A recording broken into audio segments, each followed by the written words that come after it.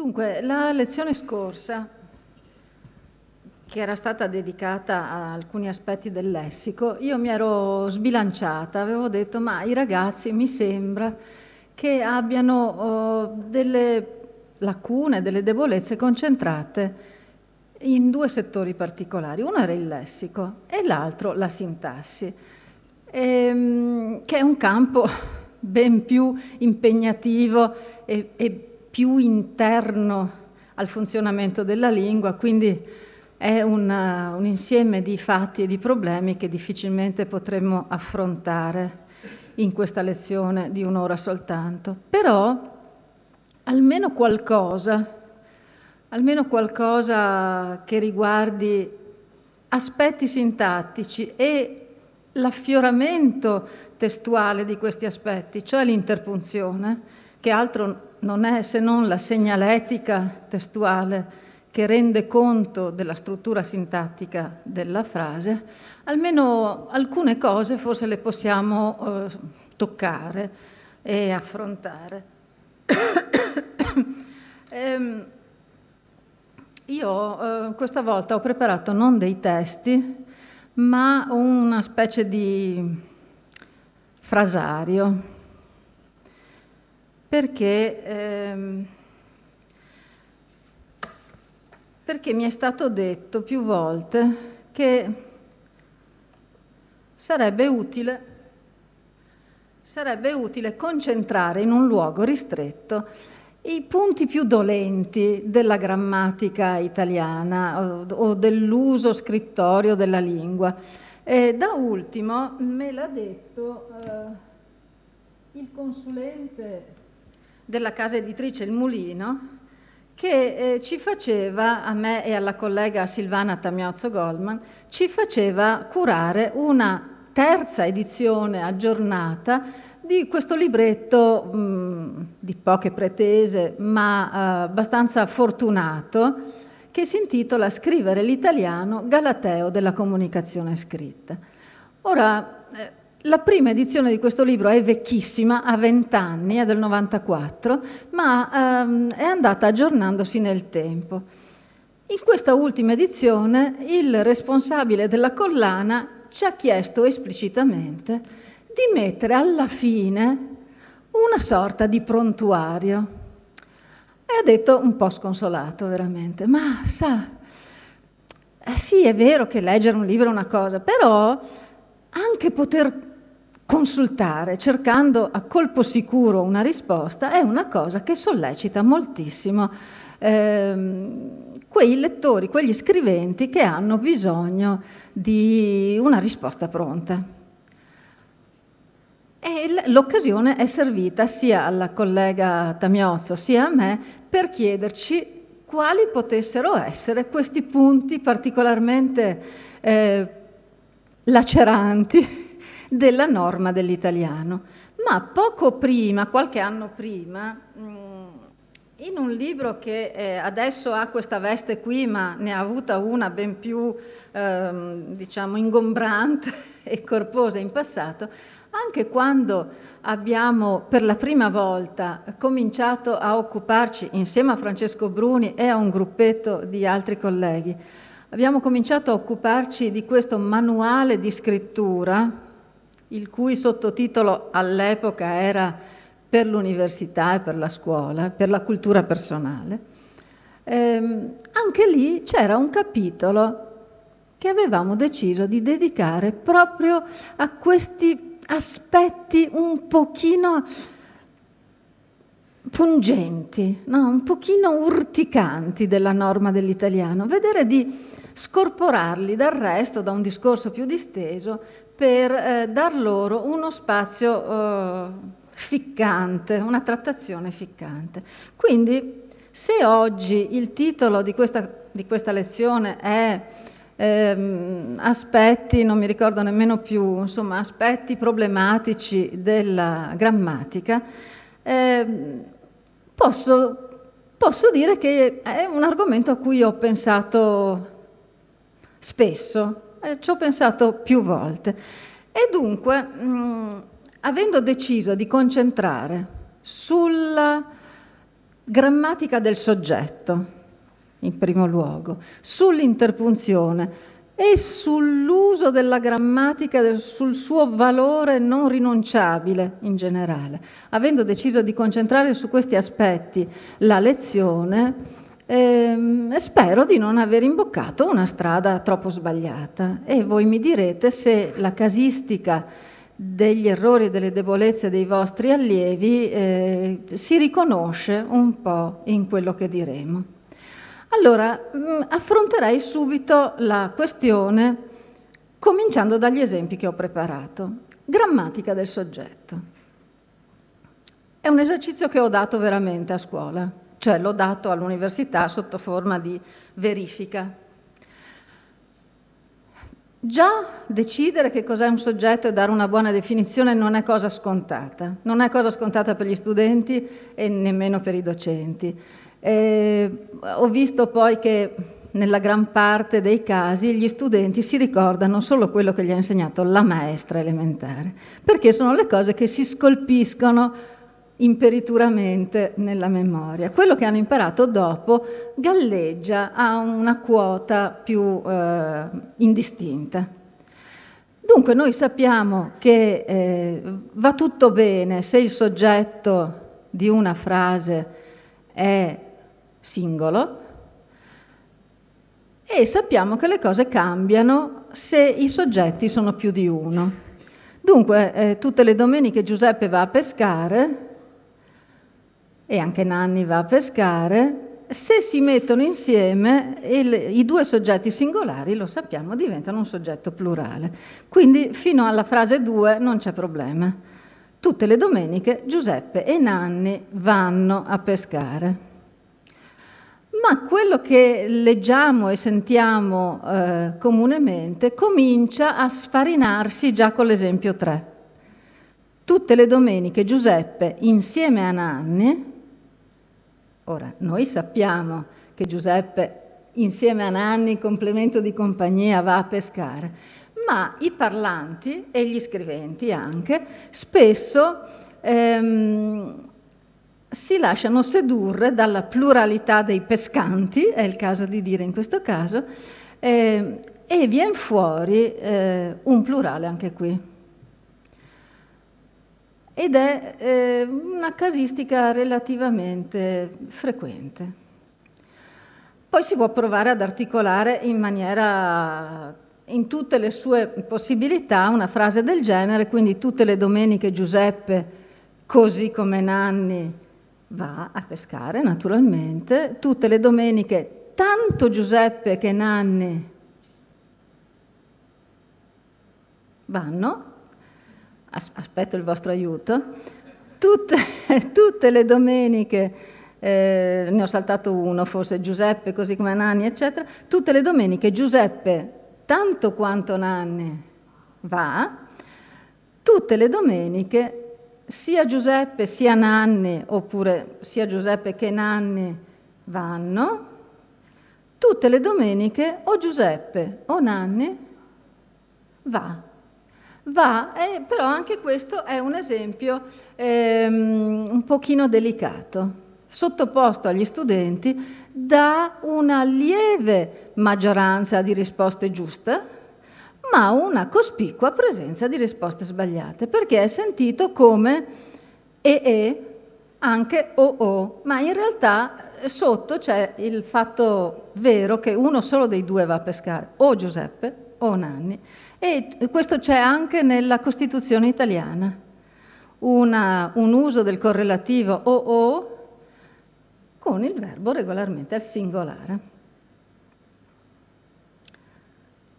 Questa domenica né Giuseppe né Nanni vanno, plurale. Dico che, senza vergogna, di fronte a una decina di esempi, anch'io, insomma anche voi forse, un attimo di dubbio potreste averlo. L'utilità di avere una grammatica sul tavolo è una cosa che sempre proclamiamo, no? Ma poi la tocchiamo con mano in alcuni casi e ci accorgiamo che ci piace molto, è molto rassicurante avere Serianni, la grammatica di Serianni o la grammatica di Patota, insomma, o altra buona grammatica che ci dia una risposta certa. Questa convinzione dell'utilità della grammatica va ovviamente trasferita ai nostri ragazzi, i quali tendenzialmente, se possono evitare di possederne una, lo fanno. E anche gli studenti universitari naturalmente, oppure si presentano a lezione, come mi è successo anche stamattina, con una grammatica delle scuole medie inferiori, magari eccellente per quel livello, dicendo ma posso usare questa? Non è raro e anche mette un po' in imbarazzo il docente che ci pensa 2 volte prima di far comprare un testo nuovo ai ragazzi, però non c'è dubbio che una grammatica debba essere commisurata al livello degli studi.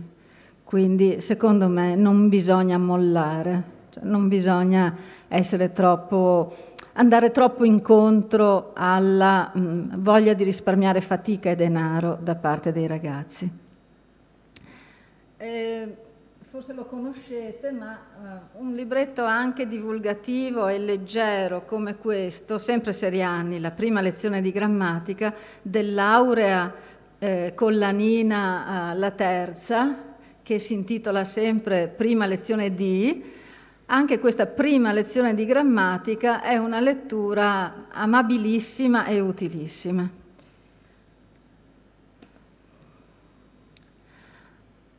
Se poi ci fermiamo, ci soffermiamo su questo aspetto della grammatica del soggetto, che è un orticello degno di essere coltivato, secondo me, se ci soffermiamo su questo, ci sarebbero tante cose da dire. Vi risparmio le più ovvie.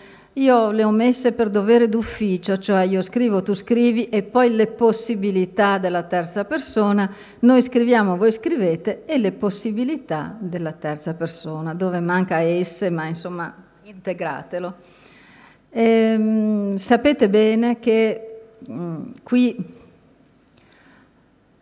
in questo settore la lingua italiana si sta muovendo, in certi quadranti di questo settore ha già fatto molta strada, quindi di quella terza persona singolare ella scrive non esiste più, non solo non si dice ma nemmeno si scrive più, se non in scritture formalissime che ai ragazzi non si presentano mai. Ma anche egli sappiamo bene che è più che in mezzo al guado. Alcuni conteggi che sono stati fatti di recente dicono che negli ultimi 10 anni le percentuali di egli contro lui sulla stampa quotidiana, per esempio, si sono invertite. Se prima potevamo essere a un 30% lui, 70 egli, adesso siamo completamente all'inverso. Quindi lingua scritta di media formalità, come quella dei quotidiani, vuol dire che la strada imboccata da lui è una strada vincente. Però non è ancora un percorso del tutto compiuto, del tutto chiuso, quindi egli esiste ancora ed esiste non diastraticamente, non sono le persone più colte o meno colte che usano un pronome o l'altro, ma esiste probabilmente in distribuzione diafasica, cioè scritture più impegnative o situazioni comunicative di maggiore o minore impegno.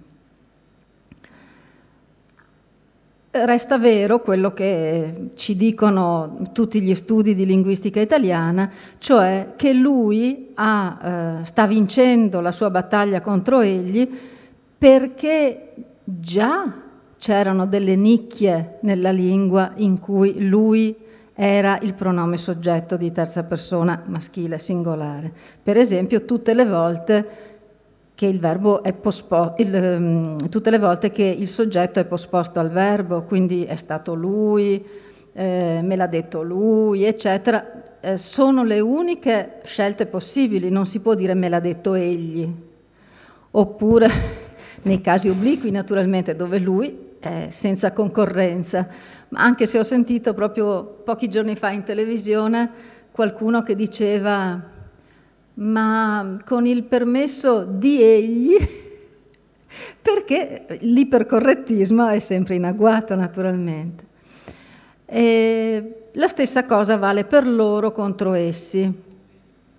Quindi vedevo l'altro giorno una richiesta di fondi fatta dai Medici Senza Frontiere con una bella fotografia di filo spinato, campo minato, e lo slogan era aiutateci, ve lo chiedono loro, no? I ragazzi che sono saltati su una bomba o su una mina, ve lo chiedono loro. Mi domando se qualcuno ci trovi qualcosa da ridire, cioè ve lo chiedono essi, è impossibile, ma da molto tempo, cioè impossibile nella lingua, nella norma linguistica. Valgono gli stessi discorsi che abbiamo fatto per lui contro egli. Passo oltre molto velocemente a questi aspetti per soffermarmi su una cosa un pochino più carina, cioè se i due soggetti sono di terza persona singolare, danno luogo a un verbo di terza plurale. Ma se i soggetti non sono tutti e due di terza,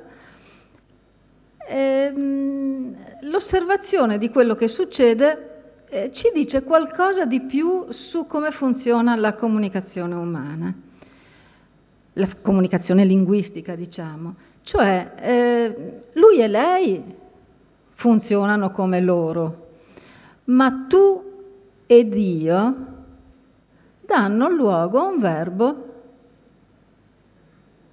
prima plurale. Tu ed io siamo. Come ci ha insegnato la maestra, tu ed io. Si può provare a rovesciare. Io e te. E già questo ci dà qualche ci dà qualche scossoncino, diciamo così, perché uno dei due soggetti ha cambiato faccia. Da tu è diventato te. E chissà perché si è selezionata questo abbinamento da tempo. Secondo me le maestre ci dicevano devi dire tu ed io proprio per evitare questo problema qui. Perché questo tu è diventato te? Evidentemente nell'universo dei pronomi soggetto ci sono dei piccoli deragliamenti, ci sono delle doppie possibilità, che poi a un certo punto la lingua seleziona propendendo decisamente per l'uno o l'altro caso. Direi che anche in queste situazioni qui, quelle zone d'Italia dove sta prevalendo, almeno nel parlato, il te come pronome soggetto, Toscana, Umbria, per certi aspetti nel parlato perfino Lombardia, quelle zone lì dove si afferma un te non di norma dell'italiano, ma che si sta affermando, fanno leva sulla presenza di un te soggetto in costrutti di questo tipo. Cioè la lingua raramente cambia dal nulla, cioè si allontana dalla norma senza un elemento facilitatore. Come lui era già da tempo, ai tempi di Manzoni e anche prima, soggetto possibile in determinate situazioni, anche te è soggetto possibile in alternativa a tu in alcune situazioni. E comunque la cosa che ci interessa di più è notare che se ho una prima persona e una seconda persona, il verbo si seleziona favorendo la prima persona, cioè favorendo il motore da cui è stata messa in moto la comunicazione. Quindi fra io e te, nel plurale, prevale io, nella forma plurale di noi. Fra tu e lei, o tu e lui, quindi fra seconda e terza, prevale la seconda, perché nella logica dei parlanti io e tu sono fondamentali. Lo scambio dialogico, lo scambio comunicativo, privilegia quanto più può la prima persona e se non ha in gioco la prima persona, privilegia la seconda. Non avremo mai, è una cosa su cui non si riflette tanto spesso, cioè lo sappiamo per competenza di parlanti, non avremo mai un tu e lui sono.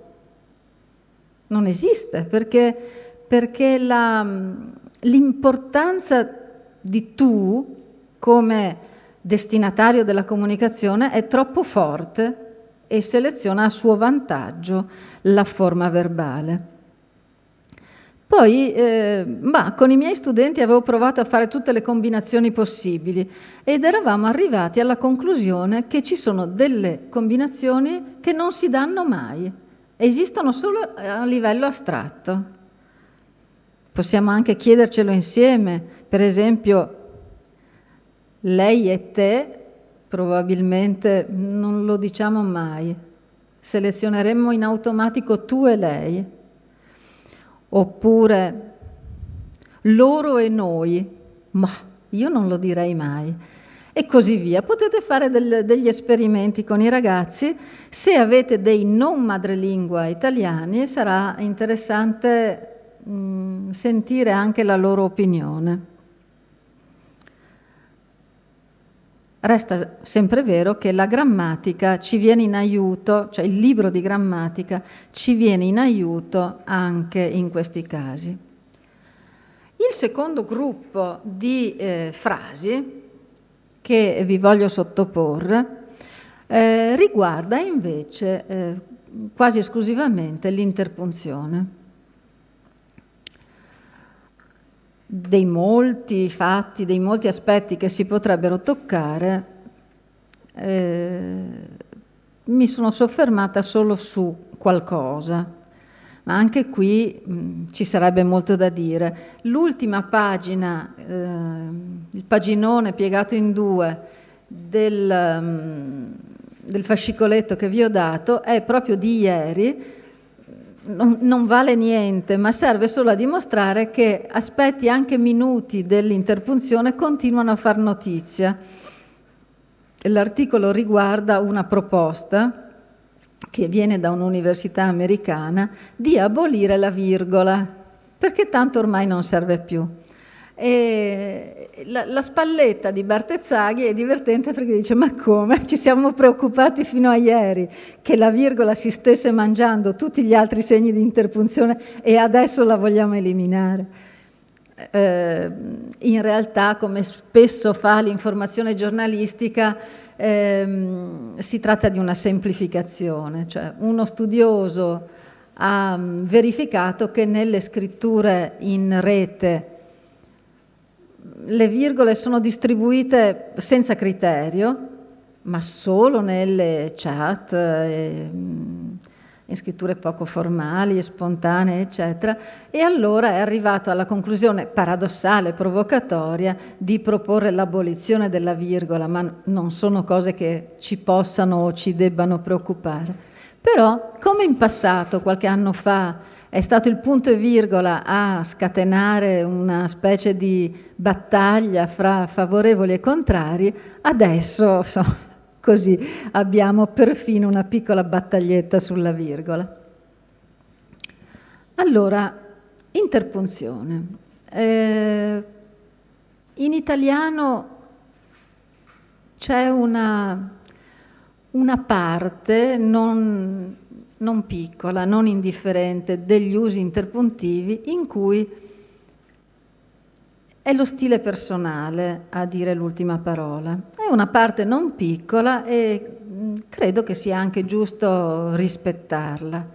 Proprio in quell'articolo, forse la cosa più carina è il doppio esempio, uno d'Annunziano e uno preso da Aldo Nove, che Bartezzaghi porta in evidenza, e si tratta in tutti e due i casi di virgole sbagliate, diciamo sbagliate fra virgolette, virgole usate in letteratura contro le buone norme dell'interpunzione, però entrambe con un valore espressivo, stilistico, cromatico, degno di rispetto. Esiste però, fuori dalla letteratura, un uso civile dell'interpunzione che non va mai perso di vista. E qui vorrei così parlare con voi di qualcuno di questi casi. Allora, pensando sempre a Giuseppe che va a pesca e partendo da una frase base, sospetto che Giuseppe vada a pescare senza licenza, possiamo riflettere sul fatto che si potrebbe anche dire Giuseppe sospetto, fra due lineette o fra due virgole, va a pescare senza licenza, che sarebbe una frase del tutto accettabile. Le due lineette sono come i manici di un vassoio, no? Servono per togliere quella parte, tirarla via e lasciare la frase senza inciso, più semplice, Giuseppe va a pescare senza licenza. Ai propri studenti non si dice mai abbastanza che se c'è un inciso le virgole devono essere due, naturalmente, una a destra e una a sinistra, perché sappiamo che molto spesso una va dimenticata. La cosa buffa è che mi capita spesso, immagino anche a voi, di trovare una specie di cortocircuito per cui l'inciso, invece di essere una cosa che si può togliere, getta la sua ombra sintattica sulla frase di base. Per cui un costrutto tipo Giuseppe sospetto vada a pescare senza licenza, la si trova non solo come produzione studentesca, ma anche sui giornali. Le virgole e il loro uso consapevole dovrebbero avvertire che proprio la natura di inciso deve essere un metto e tolgo in cui la frase di partenza deve funzionare bene.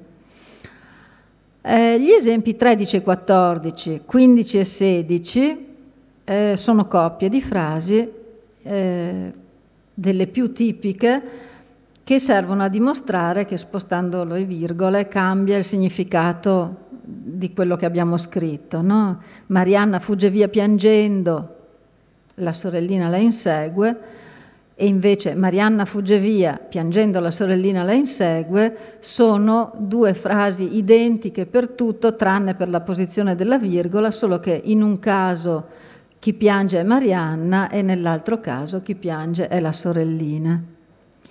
Un pochino più delicata è la coppia successiva.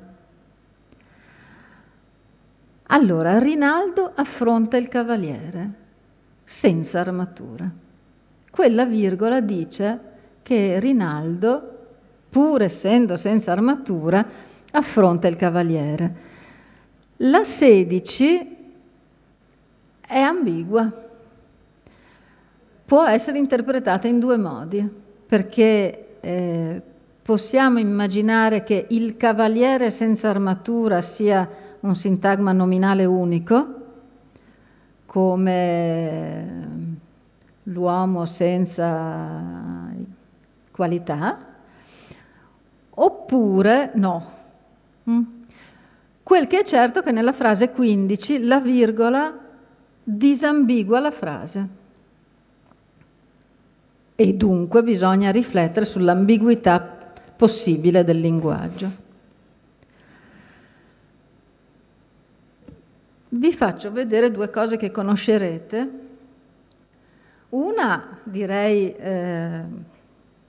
ormai imprescindibile, il prontuario di punteggiatura di Bice Mortara Garavelli, che è non solo raffinatamente erudito, ma anche piacevole da leggere.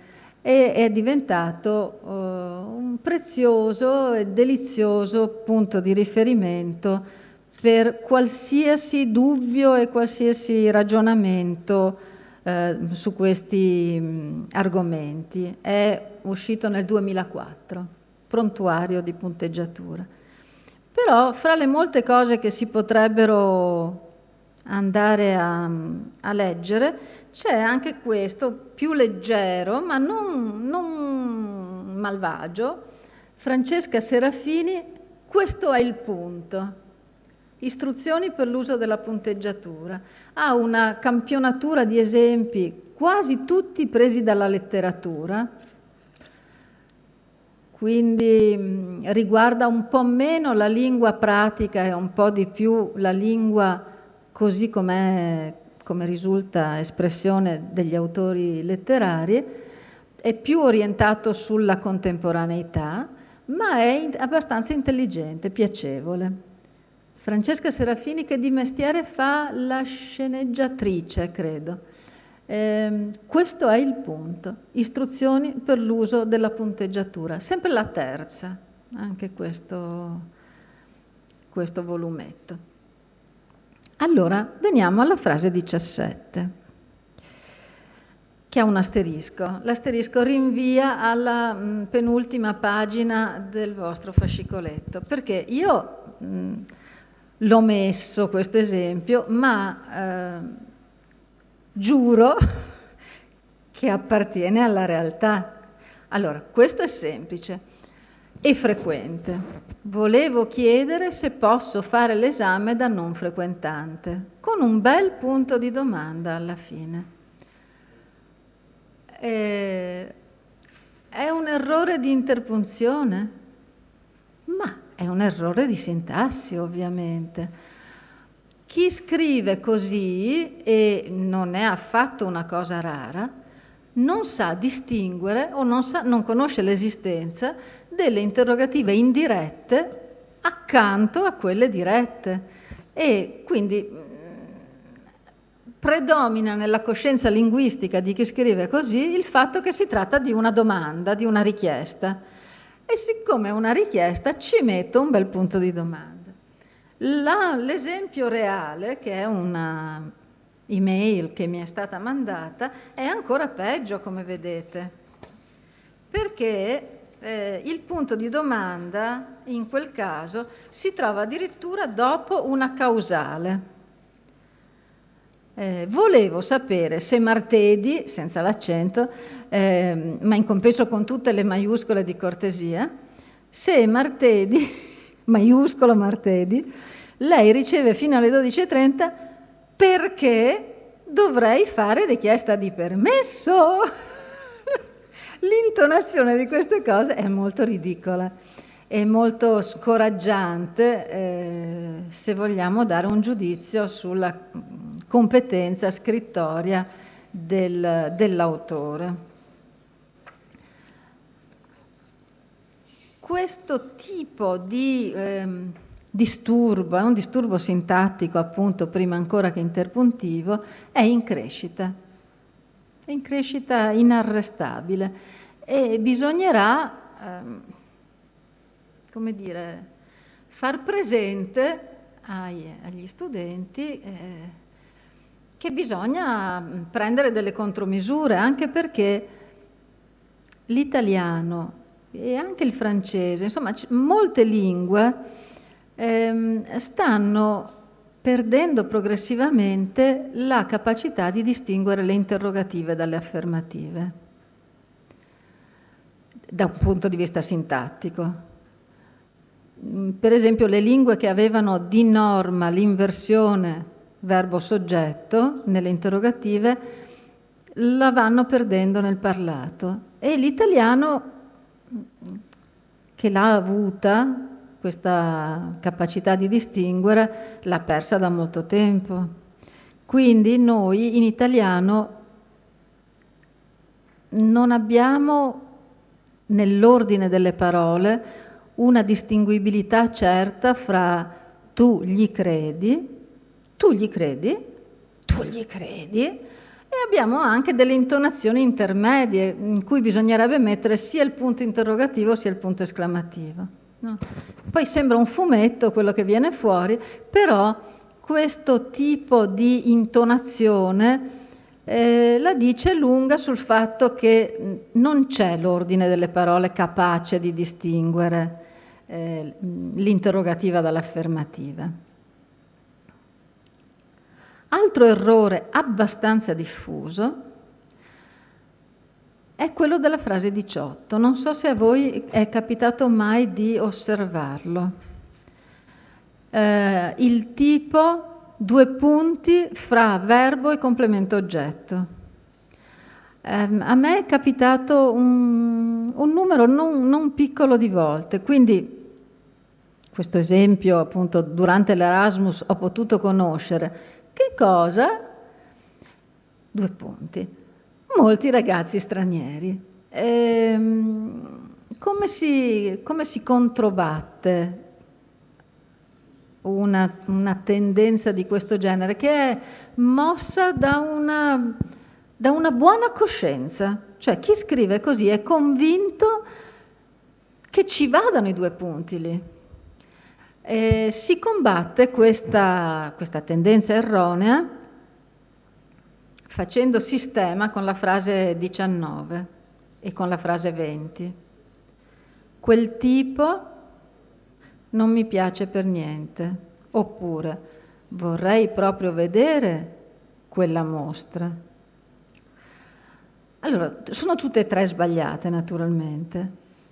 Se si convincono i ragazzi che c'è un mattone fondamentale nella sintassi italiana, e questo mattone è fatto di 3 pezzi, in mezzo c'è il verbo, soggetto, verbo e oggetto, e che questo mattone non va mai spaccato, nemmeno da una virgola, forse sarà più facile convincerli che non si mette quella terrificante virgola fra soggetto e verbo, come del resto più spontaneamente non metterebbero quella della frase 20.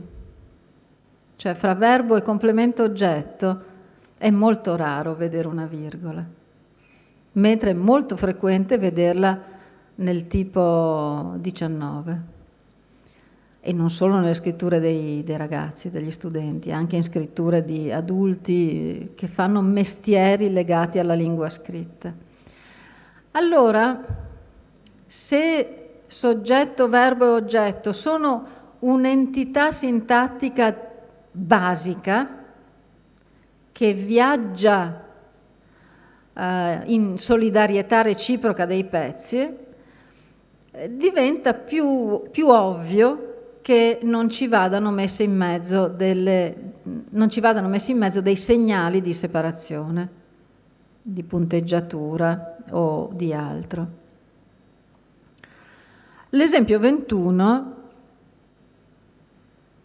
è un collaterale, diciamo,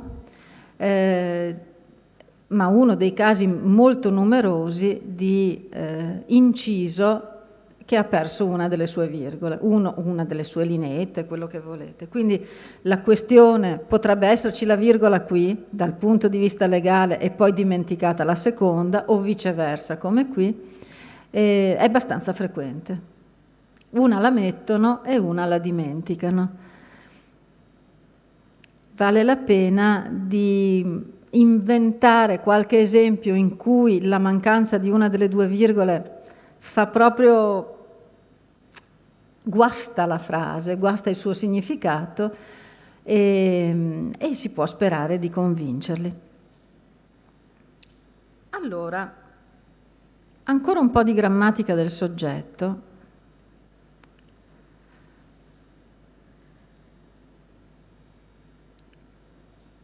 Perché noi insegniamo ai nostri allievi che in italiano, lingua in cui non è obbligatorio esprimere il soggetto pronominale, si può farne a meno in italiano, ci sono molti casi in cui appunto il soggetto non si trova espresso, ma è possibile ricavarlo dal soggetto della reggente.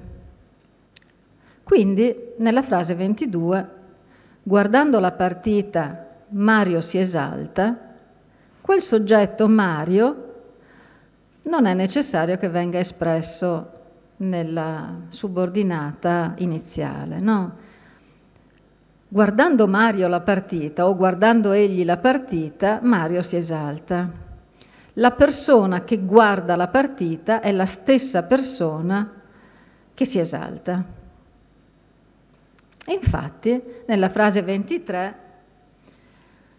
guardando la partita è una subordinata identica a quella di sopra, ma siccome il soggetto della principale è tu ti esalti anche troppo, chi guarda la partita sei tu.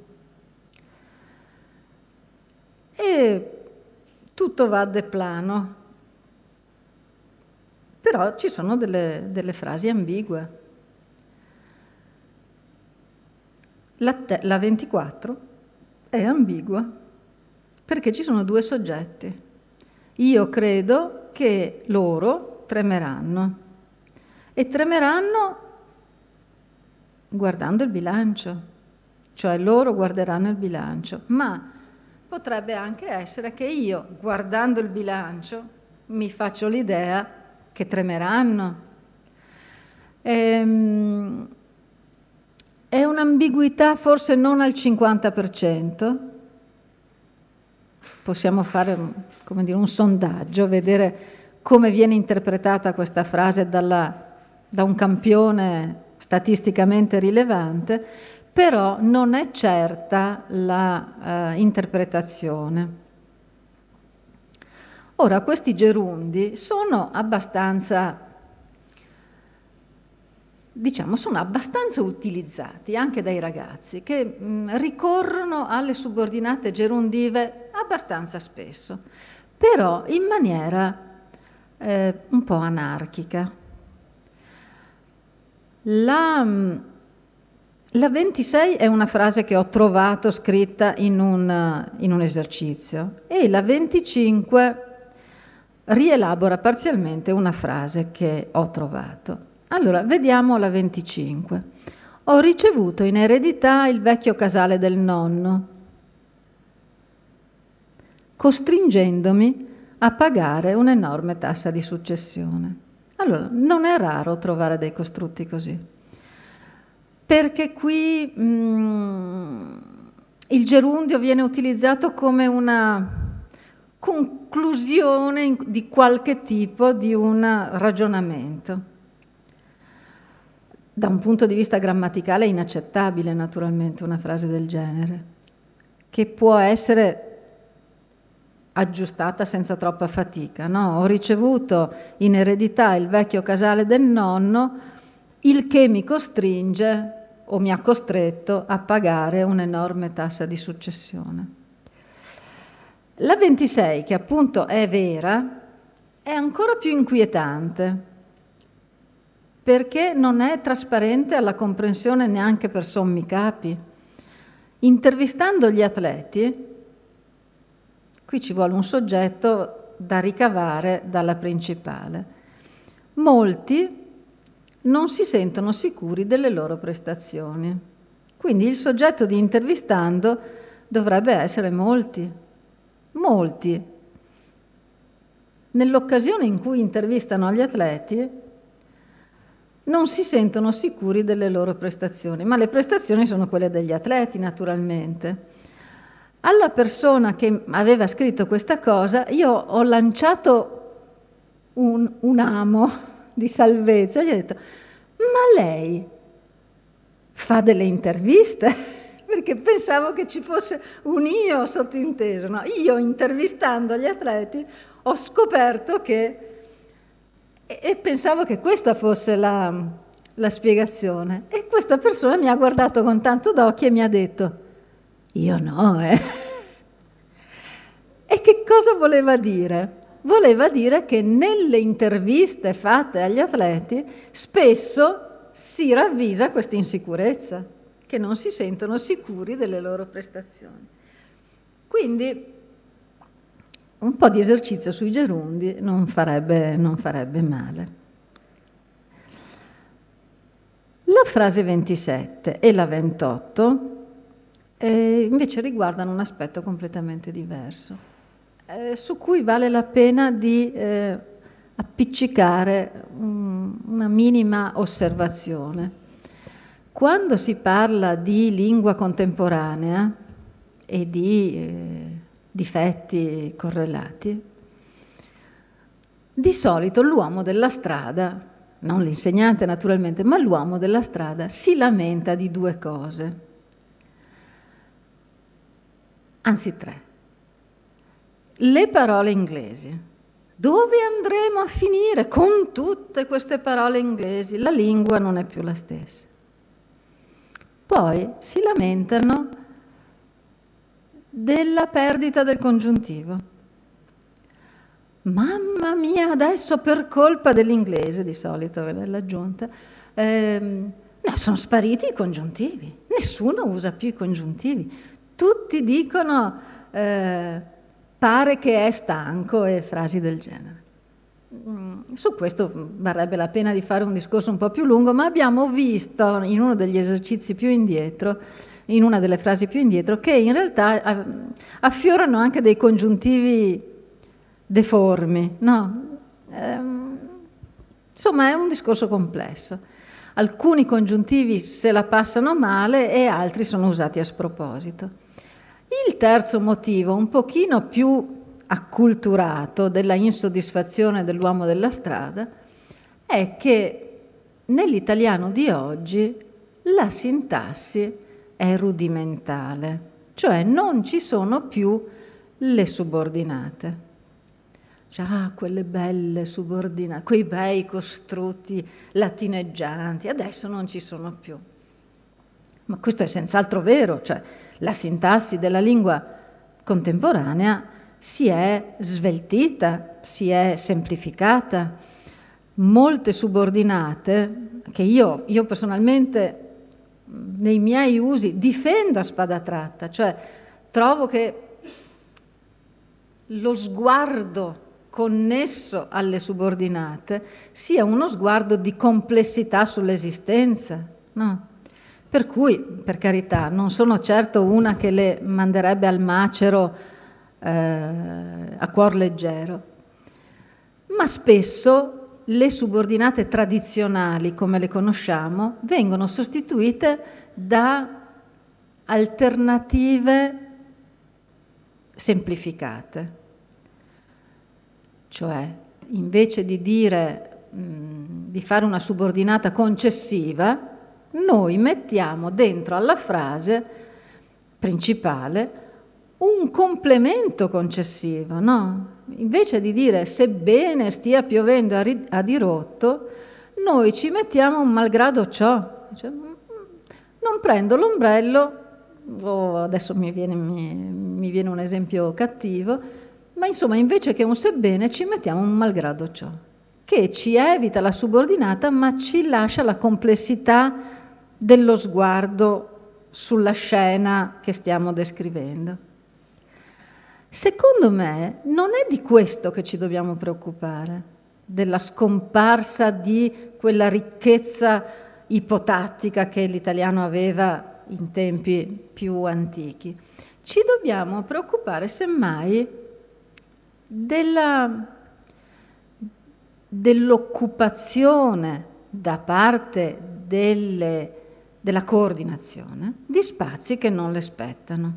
Cioè, ci sono molti casi in cui, laddove ci vorrebbe proprio una subordinata, troviamo una coordinata spropositata.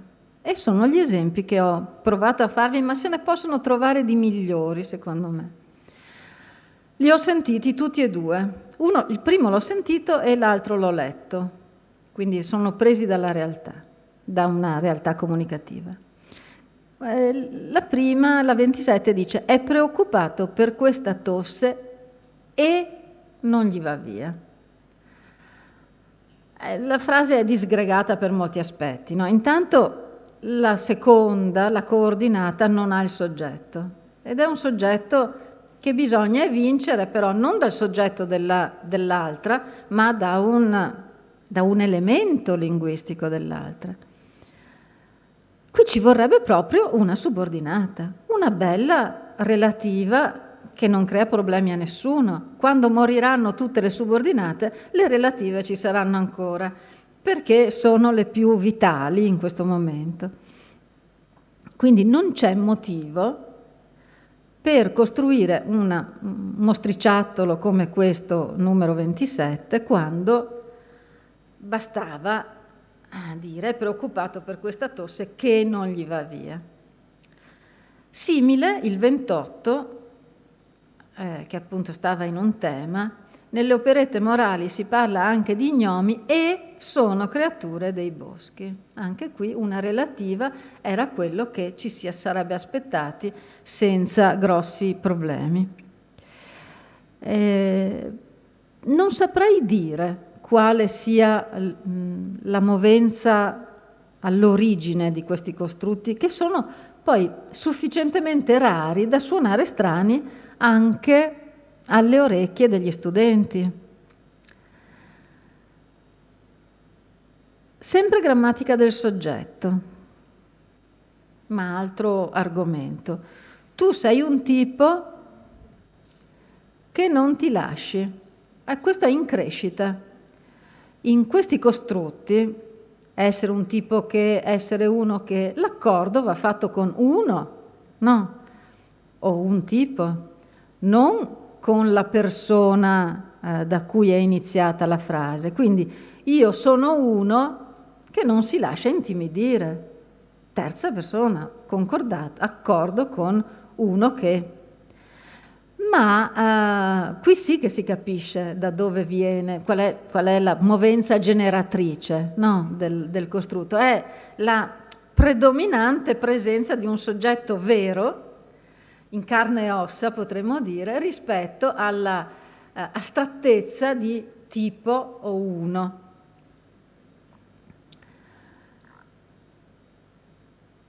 E infine, o quasi infine, un po' di esempi sui cosiddetti costrutti a senso, o costrutti vengono chiamati in vario modo. Noi sappiamo che la lingua non si adagia pacificamente sulla realtà, no?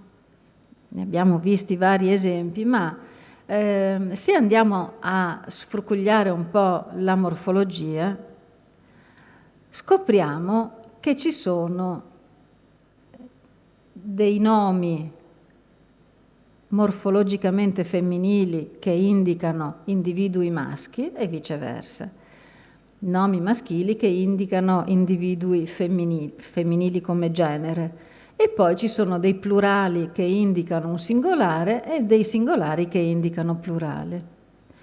Questo slittamento reciproco delle categorie della realtà sulle categorie della lingua inevitabilmente genera disturbo, difficoltà e incertezza. La forza della realtà spesso vince contro la formalizzazione della lingua. Ho fatto degli esempi che anche questi potevano essere arricchiti e migliorati. Alcune sono frasi corrette, altre invece sono frasi sbagliate. Allora, 1 miliardo di persone vive con meno di $1 al giorno. Questa è morfologicamente giusta. 1 miliardo è singolare, anche se rappresenta un numero elevatissimo, ma morfologicamente è singolare, quindi è corretto scrivere così e dire così: 1 miliardo vive, o 1 milione vive, oppure una moltitudine vive, eccetera. Così come è corretto dire che la maggior parte degli europei ha smesso di fumare. Mi farei piuttosto torturare che dire nel modo alternativo. Però, se ci pensate un attimo, anche qui non c'è uno schieramento perfettamente allineato, cioè ci sono delle punte che sono andate più avanti e che stanno vincendo la loro piccola guerra. Per esempio, nella frase 32, un po' di studenti si erano attardati nel salone. Io francamente non saprei come altro dire. Cioè un po' è singolare, dovrebbe funzionare come 1 miliardo. E invece un po' è plurale. Cioè in questo caso il partitivo di ragazzi o di studenti vince nell'accordo del verbo. Ormai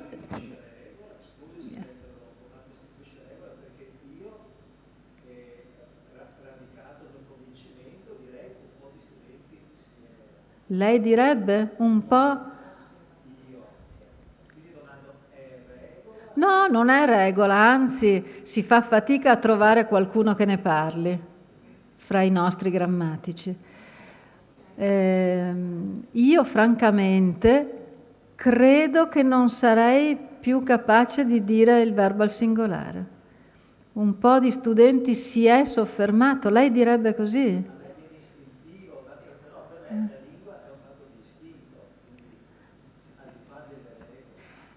Insomma, non so se sono d'accordo pienamente. L'istinto scatta se c'è una buona competenza di parlante nativo, ben coltivata, e allora uno può dire seguo il mio istinto, cioè il mio istinto è di parlare correttamente, ma non lo so se possiamo andare nei territori dell'innatismo chomskiano oppure no. Ma dica. Sì. Un po', osservandolo, è singolare anche se in una piccola quantità. Certo. E quindi forse questo è il dubbio. Ma il dubbio è appunto questo, cioè un po' è singolare. E quindi il verbo va singolare. Ma lei mi dica se dice un po' di studenti si è attardato. Ah sì? Beh, ma io mi complimento molto, pensavo invece... No, non si insiste. Io voglio solo dimostrarvi che secondo me non tutti i costrutti partitivi retti da un singolare se la passano allo stesso modo. Alcuni oppongono una solida resistenza e se li sentiamo con il verbo al plurale ci dà abbastanza fastidio. Tipo questa frase ultima, la 35, l'ho sentita venerdì all'Ateneo Veneto e l'ha detta un mio collega. Non dico il peccatore. Allora, in questo filmato, era un filmato di Italo Moscati, una specie di documentario su un happening di poesia degli anni 60. In questo filmato una sequenza di poeti si avvicendano sul palco. Allora, di fronte a un costrutto di questo genere, mi pare che ci dobbiamo irrigidire, no? Una sequenza, cioè il suo verbo al singolare e non si discute. Però quello che io voglio Cioè il sasso che voglio lanciarvi riguarda il non allineamento. Alcuni costrutti col partitivo resistono nella loro singolarità morfologica e altri sono andati un po' più avanti, hanno conquistato una tolleranza maggiore. A me sembra, però, voi mi contrapponete.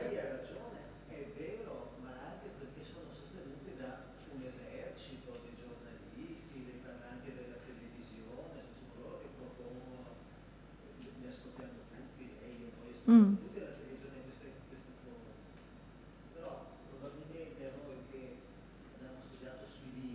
Mm.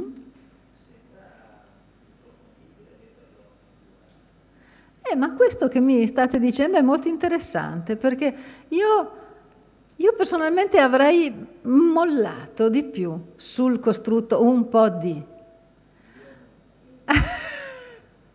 E quindi in uno scritto di uno studente correggereste.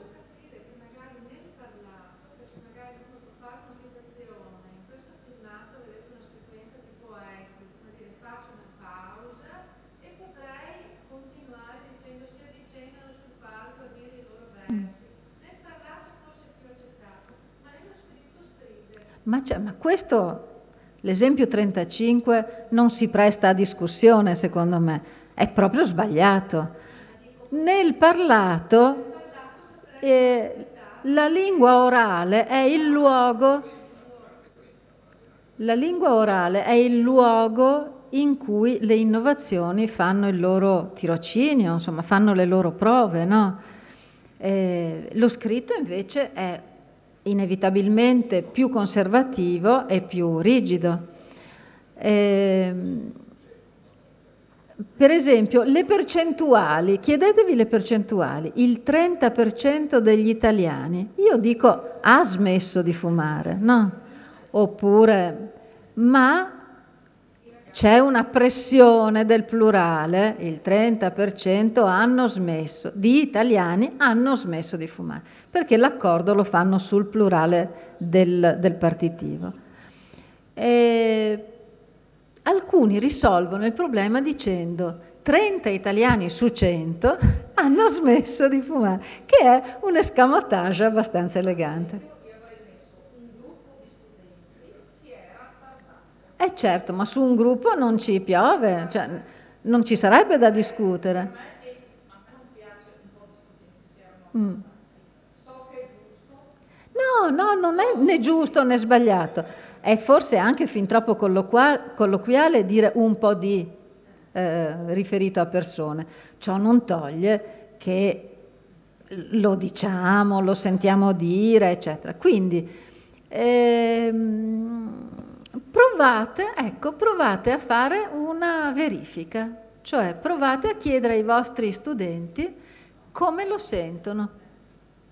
Anch'io sarei a favore di un po' di studenti si era attardato, però mi viene in mente che con un soggetto femminile un po' di tristezza con il verbo calare, gli animi dei presenti, come si costruisce? Un po' di tristezza. Era calato? Era rifusato. Fai l'accordo col partitivo. Sì, dopodiché come si consiglia di non usare egli in una prosa, in una scrittura formale, ma di ripetere il soggetto, perché il terrore della ripetizione è certamente eccessivo in italiano o altri espedienti, così io eviterei di mettere un po' di come soggetto, perché partitivo per partitivo si può benissimo dire degli studenti, però vi do ragione che così si aggira il problema. Schivare è sempre una soluzione possibile, naturalmente. No, soluzioni non sono, ma sono alternative alla frase in discussione, evidentemente. Certo. Infatti. Sì.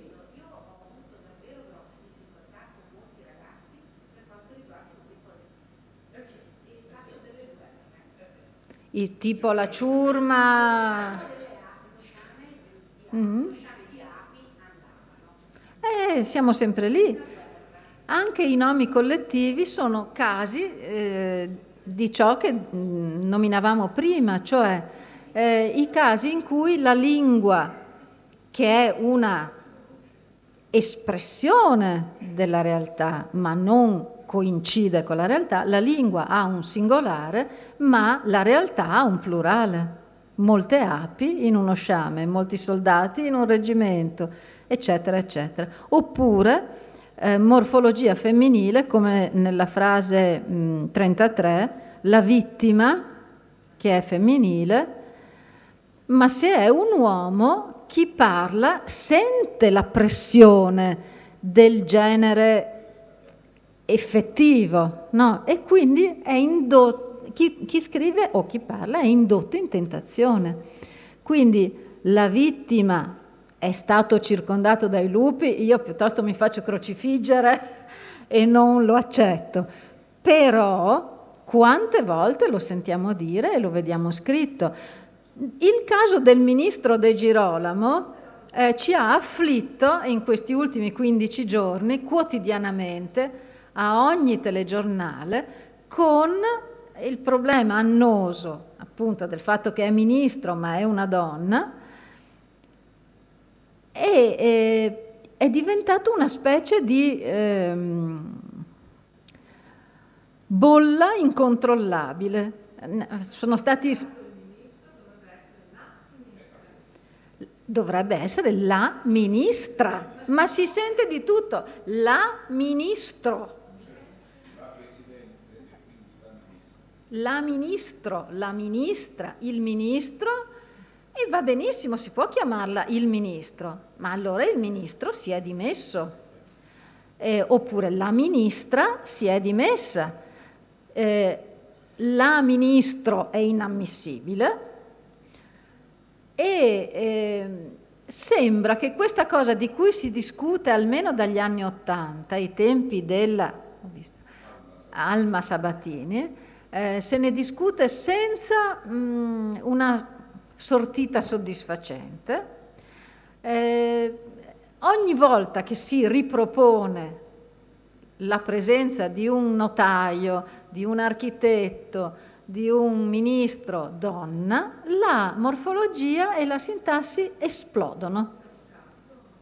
L'avvocato. Allora, la cosa divertente è che io almeno all'inizio ero favorevole al maschile, cioè a salvaguardare il ruolo. Il notaio, che dopo sia un uomo o una donna, lo chiamiamo il notaio e bella finita. Anche perché se è architetto, tutti sottoscrivono che è meglio non dire l'architetta, perché potrebbe essere imbarazzante. Quindi, vabbè, decidiamo per esempio di usare sempre il maschile. Il notaio Maria Rossi è nel suo studio, e poi si potrebbe continuare dicendo: il notaio è stato appena raggiunto da suo marito, oppure gli ha appena telefonato suo marito, il che apre un altro capitolo del politicamente corretto. Insomma, non è facile. È più facile delle due usare un femminile morfologico onesto, cioè la ministra si è dimessa. È stato chiesto alle ministre donne come volessero essere chiamate. Il 50% ha detto che voleva essere chiamata la ministra e l'altro 50% il ministro. Così siamo tornati al punto di partenza. C'era un intervento del professor Strega.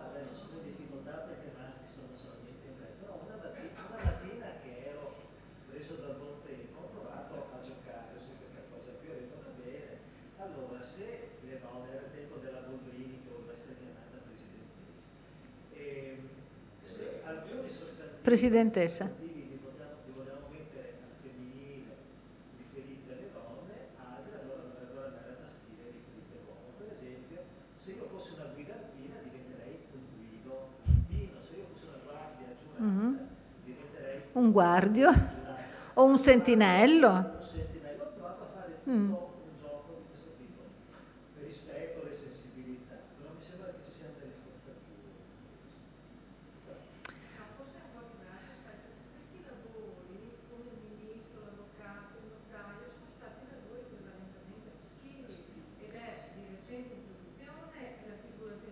Ma certo, il problema nasce da lì. Ma infatti non abbiamo nessun problema con la maestra, la lattaia e nemmeno con la dottoressa e la direttrice, perché sono figure e ruoli ricoperti da donne già da molti decenni o secoli in alcuni casi. Quindi la lingua si è organizzata per creare i femminili corrispondenti ai maschili.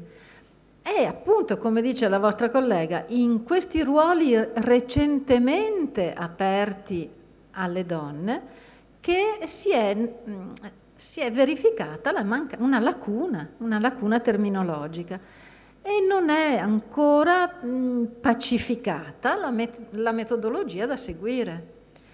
C'è una situazione anarchica per cui la cosa veramente urgente, che è quella normativa, cioè come si scrivono i bandi di concorso, come si scrivono le circolari, come si scrivono i decreti di nomina, per esempio, cioè la lingua dello Stato deve darsi a un certo punto una scelta valida per le situazioni ufficiali. Ed è quello il motivo per cui la Sabatini, che era una linguista, era stata convocata e le era stato chiesto di elaborare una proposta, che lei ha elaborato in una maniera estremista, proponendo di femminilizzare tutto, la poeta, la papa, la capa di Stato maggiore, insomma, è andata un po' oltre quello che le orecchie italofone erano in grado di accettare e non se n'è fatto nulla. Poi poverina è morta nel frattempo, no? Ma ho visto che se ne parlava anche di recente. In ogni caso non c'è una soluzione ufficiale valida per tutti i casi. Gli spagnoli, per esempio, si sono invece dati dei femminili purchettali, la presidenta, la tesoriera, e vanno con una morfologia femminile che non si volta indietro. L'italiano è ancora titubante.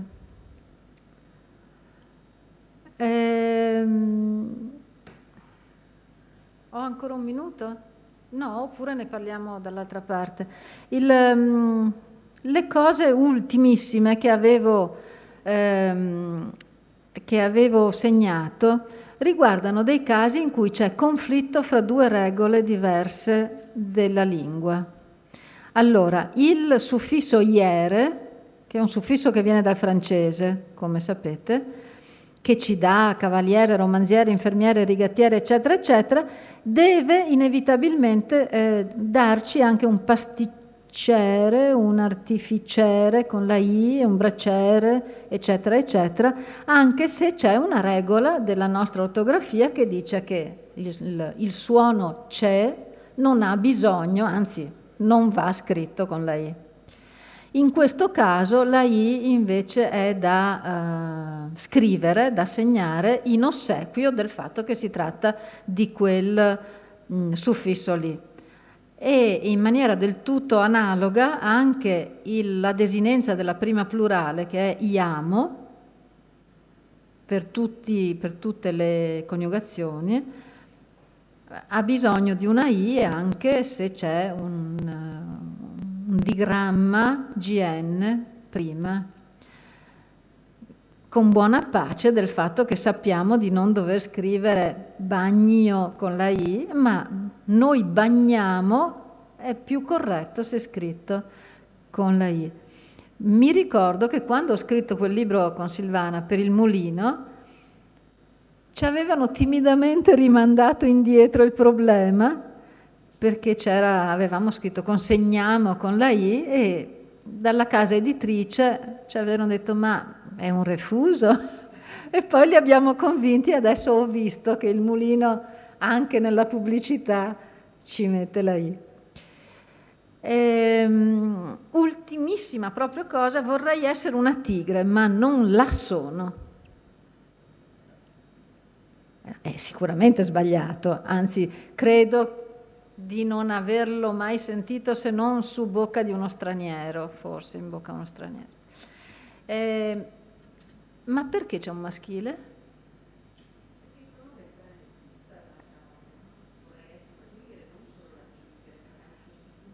È un neutro, sì, è un neutro, quindi, ma non sono ciò. E invece chiedo al professor Bruni, se ce la metto tutta ma non ce la faccio e alla fine me la svigno mentre tutti se la ridono, quel femminile morfologico è un neutro anche lui. Cioè sono verbi ce la faccio, me la... No, neanch'io. E ho provato a interrogare le grammatiche.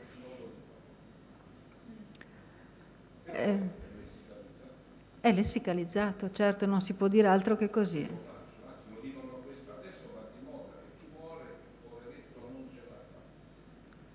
Non ce l'ha fatta, sì, ma è sempre...